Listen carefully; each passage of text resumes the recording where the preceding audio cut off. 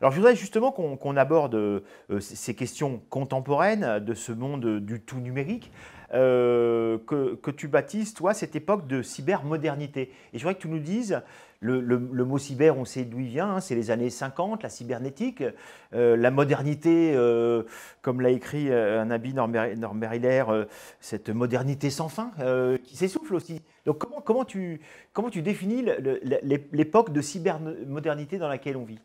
La cybermodernité, c'est le smartphone. Voilà, c'est tout.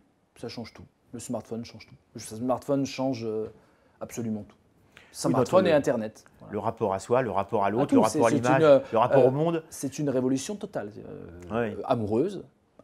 Bien sûr. Avant, il y avait le téléphone et il fallait que la secrétaire puisse dire non, non, c'est un travail.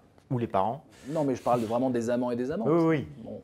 Donc, ça change tout. Le smartphone permet une communication discrète, permet un accès à la connaissance infinie, permet d'exprimer toutes ses opinions, permet d'accéder à la vidéo, permet de se filmer, permet de filmer le monde, permet d'échanger. Le smartphone, c'est une révolution. On n'en a pas fini d'être ébloui par cette révolution, pour le meilleur et pour le pire.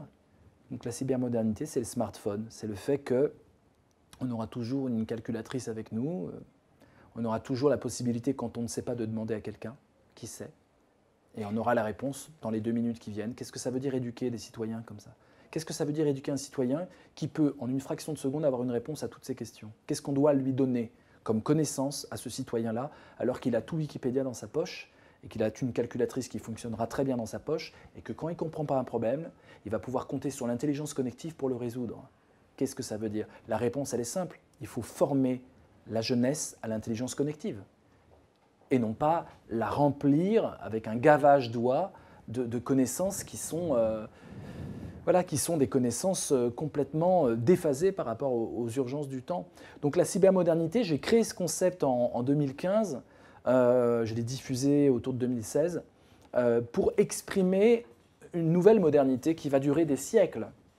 C'est une modernité où un individu a plus de joie, d'émotions, d'idées nouvelles à travers les réseaux sociaux que dans sa vie propre. Ça, c'est le smartphone. C'est-à-dire qu'aujourd'hui, un individu rigole plus avec son smartphone et la connexion humaine qu'avec des interactions qu'il a avec des amis qu'il peut voir de temps en temps, rarement, etc. Il y a plus d'idées nouvelles à travers l'écran, il y a plus de possibilités d'échange à travers l'écran que dans la vie réelle, il y a plus de possibilités d'apprendre à travers l'écran. Donc, c'est ce que j'appelle la transréalité. Une réalité où le virtuel et le réel sont entrecroisés. Transréalité. Et nous vivons un régime de transréalité depuis le smartphone, et c'est que le début. On sait bien que bientôt, Internet, on l'aura dans l'œil et on pourra se parler et surfer en même temps. Enfin, on n'a pas fini d'être dans la transréalité. Donc, on est autour de 2007-2008. On entre dans la cybermodernité avec la démocratisation du smartphone, des réseaux sociaux, Facebook, YouTube. YouTube, c'est 2006, hein, c'est très récent, il ne faut pas oublier. Hein. YouTube, qui est maintenant plus regardé que la télévision elle-même par les jeunes. Instagram, tous les réseaux sociaux. Et donc cette plateforme d'intelligence connective qui existe, qui a émergé vraiment de façon démocratique autour de 2008. Donc la cybermodernité commence en 2008 et elle va durer très longtemps et elle induit de nouvelles façons d'échanger, de nouvelles façons peut-être de faire de la politique. Donc il faut que tout se mette à la page, ou en tout cas s'interroge, l'école doit s'interroger par rapport à ça, mais la démocratie doit s'interroger par rapport à ça, l'information doit s'interroger par rapport à ça, et donc il y a une remise en question qui est d'essence fondamentalement philosophique. Il faut comprendre que notre crise que nous vivons, c'est une crise philosophique. C'est une crise où une société doit se regarder elle-même et décider de ce qu'elle va devenir. Et ça nécessite un immense débat de la société civile qui, pour l'instant, n'a pas vraiment lieu. Est-ce que ce n'est pas aussi une crise de la complexité? Je t'ai entendu en parler de cette complexité en nous disant c'est fini, de toute façon, le monde ne sera pas plus simple demain, il faut oublier. Et en effet, on accède à tout dans notre poche, si tant est qu'on sache poser la question, ça c'est une autre question. Et en même temps, on a tous déjà 60 mots de passe à l'esprit, qu'on note ici et là. Le monde se complexifie au fur et à mesure que les entreprises du digital prétendent nous le rendre plus simple encore. Make the world better, simpler, tout ça, ce n'est pas tout à fait vrai. Le monde est complexe, le monde en fait est absolument insondable. Donc voilà, la réalité est absolument invisible à l'œil humain. Voilà.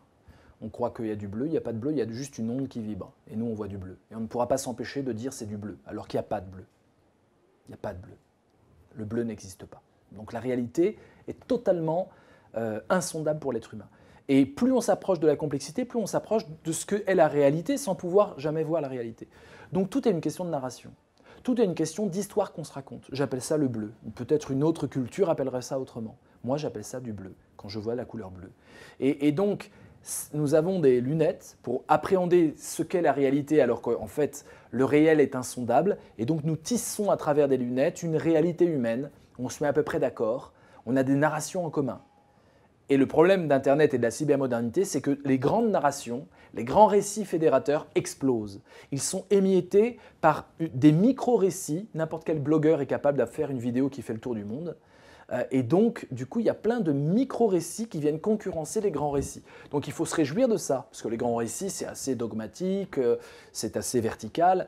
Mais il faut aussi comprendre comment on pourrait tisser du récit en commun, à travers ce nouvel état que j'appelle la cybermodernité, où les grands récits venant d'en haut n'existent plus. Dès que vous avez un grand récit qui vient d'en haut, il se fait émietter, déchirer, déchiqueter sur les réseaux.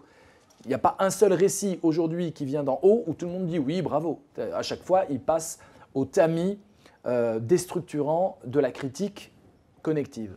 Et donc voilà, donc tout l'enjeu du XXIe siècle et de la cybermodernité, c'est comment on arrive à créer de la narration qui puisse fédérer au-delà de trois amis dans une bulle algorithmique.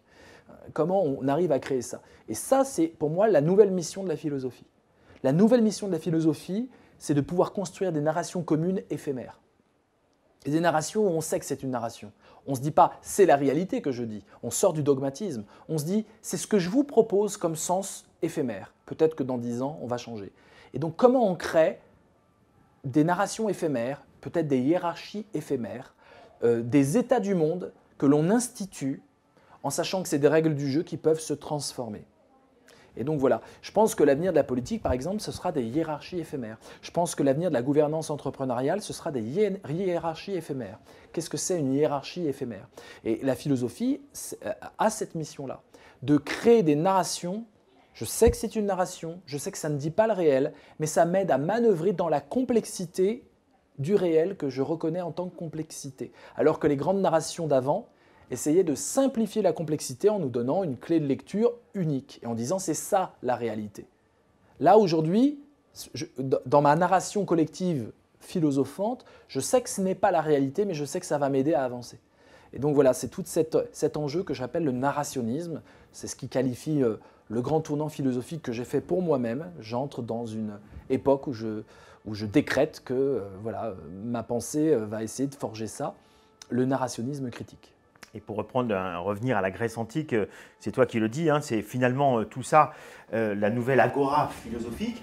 Et en effet, on comprend que tout a changé. Alors on peut le dater au smartphone, on peut aussi le dater au blog, au participatif, aux médias sociaux. Bref, le monde a changé du fait que maintenant, tout le monde avait un avis, mais tout le monde peut publier son avis. Et c'est ça qui a tout changé. C'est le fait que… Oui, et fédérer à travers son avis…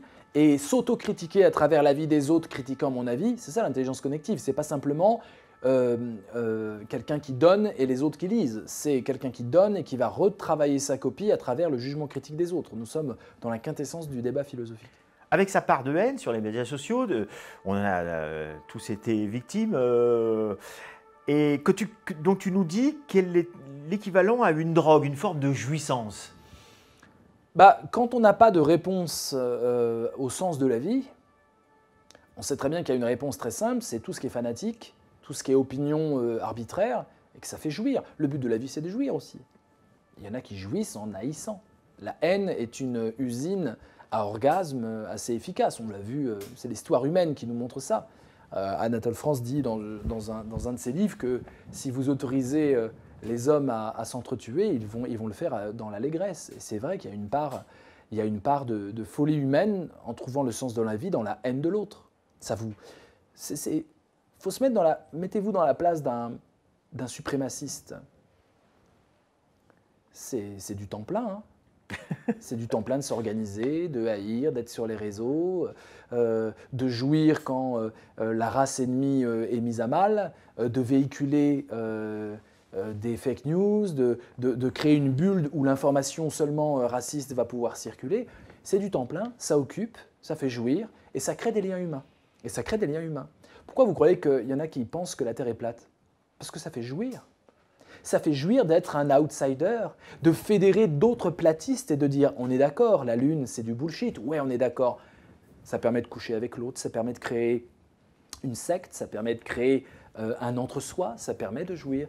Et donc, plutôt que d'aller vers ces tendances où le but du jeu est la jouissance et l'émotion et non pas la vérité, la philosophie doit nous rappeler qu'il faut viser un jugement proche du vrai et non pas proche de la jouissance. Mais c'est vrai que je pense qu'aujourd'hui, il y a une forme de racisme et de haine qui comble le vide du sens de la vie, qui donne à des individus des raisons d'espérer pouvoir jouir et se délecter. Et certains polémistes absolument racistes, plusieurs fois condamnés, qui sont là à la télé et qui font de l'audience, c'est exactement ce phénomène-là. Ça fait jouir. Donc à un moment, il faut s'interroger sur d'où vient ma jouissance et est-ce que ma jouissance peut être colorée de quelque chose qui agrandit l'être humain à travers ma personne, plutôt que d'essayer de créer des inimitiés qui vont finalement me faire commettre le pire en riant.